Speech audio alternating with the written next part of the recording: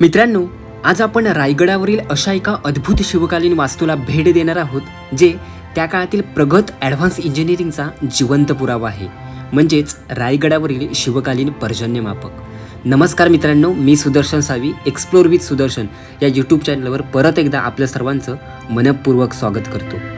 मित्रहो, रायगड म्हटलं की फक्त स्वराज्याची राजधानी नाही तर वास्तुशास्त्राचा अभ्यास करणाऱ्यांसाठी एक महत्त्वाचं ठिकाण आहे। असंच एक वास्तुशास्त्र म्हणजेच शिवकालीन पर्जन्यमापक आज आपण पाहणार आहोत।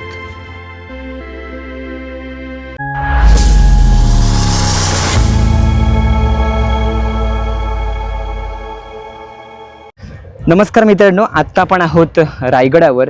श्रीमान रायगड राज्याभिषेकाच्या दिवशी आज आपण आलो होतो, पण तत्पूर्वी आपण इथे आलो तर इथे आपल्याला एक पर्जन्यमापक पाहायला भेटलं, तर त्याच्याविषयी थोडं जाणून घेऊया।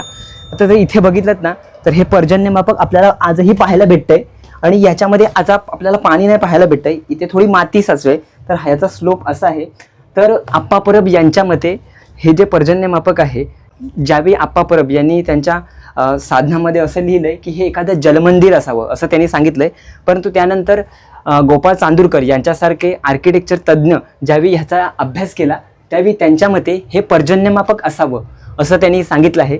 आता पर्जन्यमापक असावं याच्यावरून भरपूर काही इथे आपल्याला स्थापत्यशैली पाहायला भेटते। ही आता वरती जर बघितलं तर अक्षरशः 3 इथे आपल्याला बोगदे पाहायला भेटत आहेत आणि लाकडी छप्पर आहे। आपण वरनं जाऊन बघणार आहात, पण तत्पूर्वी इथे जर बघितलात ना पूर्णपणे 3 छिद्र आहेत ज्याच्यातून पावसाचं पाणी आतमध्ये यायचं आणि त्यावेळी इथे मे बी इथे आपल्याला मोजमापसाठी इथे काही दिसत नाही, पण त्यावेळी एखादी मोजमापसाठी इथे कोणतं तरी साधन असावं आणि हे पर्जन्यमापकाचं वास्तू असावी असं गोपाळ चांदूरकर यांच्या मते सांगण्यात येतं। आता आपण वरती जाऊन बघूया त्याचं स्ट्रक्चर कसं आहे, कारण वरून जर बघितलं तर तुम्हाला इथे पूर्णपणे हे पाहायला भेटतं, 3 छिद्र पाहायला भेटतात। बघितलं इथे आपल्याला छिद्र पाहायला भेटतात, 3 छिद्र आहेत। 3 छिद्रातून आपल्याला इथे ज्यावेळी पावसाचं पाणी येतं ते पावसाचं पाणी डायरेक्ट या छिद्रातून आतमध्ये जातं आणि त्याच्यानुसार या रायगडावर त्यावेळी पावसाची गणती केली जायची।